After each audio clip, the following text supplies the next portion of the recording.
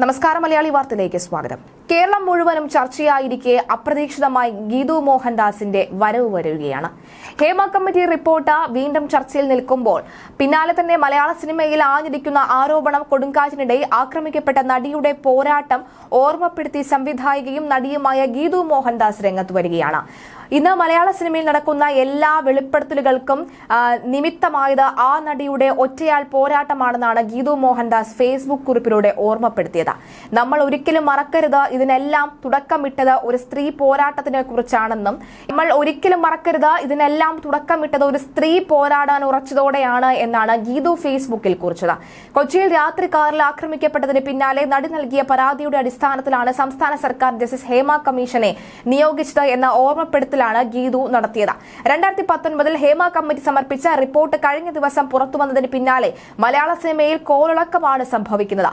ചലച്ചിത്ര academy chairman രഞ്ജിത്തും നടനും താരസംഘടനയായ അമ്മയുടെ ജനറൽ സെക്രട്ടറി സിദ്ദിഖിനും അടക്കമുള്ളവർക്കെതിരെ രൂക്ഷമായ ആരോപണങ്ങൾ തന്നെയാണ് കഴിഞ്ഞ ദിവസങ്ങളിൽ വന്നുകൊണ്ടേയിരിക്കുന്നത്. വരും ദിവസങ്ങളിൽ കൂടുതൽ വെളിപ്പെടുത്തലുകൾ ഉണ്ടായേക്കാനുള്ള സാധ്യതയുമുണ്ട്. ഇതിനിടയിലാണ് ആക്രമിക്കപ്പെട്ട നടിയുടെ പോരാട്ടം ഓർമ്മിപ്പിച്ച് ഗീതു മോഹൻദാസ് രംഗത്തെത്തിയത്.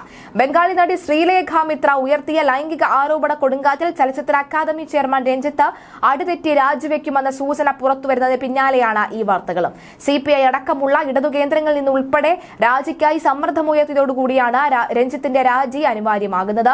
ഇന്ന് രാവിലെയോടുകൂടി രഞ്ജിത്ത് രാജി പ്രഖ്യാപിക്കുമെന്നാണ് റിപ്പോർട്ടുകൾ. CPI നേതാക്കളടക്കം ഉയർത്തിയ എതിർപ്പുകൾ അവഗണിക്കാനാകില്ല എന്നാണ് സർക്കാരിന്റെ വിലയിരുത്തൽ. ഇതിന്റെ അടിസ്ഥാനത്തിലാണ് രാജിയിലേക്കുള്ള സാധ്യതയുണ്ടായതെന്നാണ് വിവരം. താരസംഘടനയായ അമ്മയുടെ ജനറൽ സെക്രട്ടറിയും പ്രശസ്ത നടനുമായ സിദ്ദിഖിനെതിരായ നടി രേവതി സമ്പത്തിന്റെ ആരോപണങ്ങളിലും പോലീസ് കേസെടുക്കുമെന്നാണ് സൂചന. അതിനിടയിൽ മലയാള സിനിമയിൽ പവർ ഗ്രൂപ്പ് ഉണ്ടെന്ന് നടി ശ്വേത മേനോൻ. അനധികൃത വിലക്ക് താനും നേരിട്ടെന്നും കരാർ ഒപ്പിട്ട ശേഷം 9 സിനിമകൾ ഇല്ലാതായതെന്നും അതിന്റെ ഭാഗമായിട്ടാണെന്നും ശ്വേത മേനോൻ പറയുന്നു. പവർ ഗ്രൂപ്പ് സ്ത്രീകളും കാണുമെന്നും ഇവർ മറ്റു ചിലരുടെ അവസരം നഷ്ടപ്പെടുത്തുന്നുണ്ടെന്നും ശ്വേത കൂട്ടിച്ചേർത്തു. ഹേമ കമ്മിറ്റി റിപ്പോർട്ട് പുറത്തു വന്നതിൽ സന്തോഷമുണ്ടെന്നും കുറച്ച് താമസിച്ചു പോയി എന്ന അഭിപ്രായമുണ്ട്. കുറെ വർഷങ്ങളായി ഞാൻ പറയുന്ന കാര്യമാണ്, സ്ത്രീകൾക്ക് പ്രശ്നമുണ്ട്, നമ്മൾ സ്വന്തമായി തന്നെ ഇതിൽ പോരാടണമെന്ന്. കാരണം ഇക്കാര്യത്തിൽ നമുക്കൊപ്പം ആരും ഉണ്ടാകില്ല, അതിപ്പോഴും ഞാൻ ഉറപ്പിച്ചു പറയുന്നു. സ്ത്രീകൾ തന്നെയാണ് സ്ത്രീകളുടെ ഏറ്റവും വലിയ ശത്രുവെന്ന് ഞാൻ വിശ്വസിക്കുന്നു.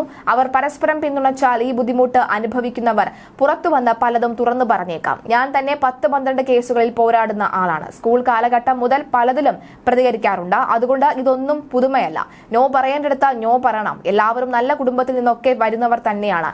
നോ പറയുന്നത് കൊണ്ട് വരുന്ന പ്രശ്നങ്ങളാണ് ഇതൊക്കെ. എല്ലാവരുടെയും സാഹചര്യം നമുക്ക് അറിയില്ലല്ലോ എന്നും ശ്വേത മേനോൻ പറയുന്നു.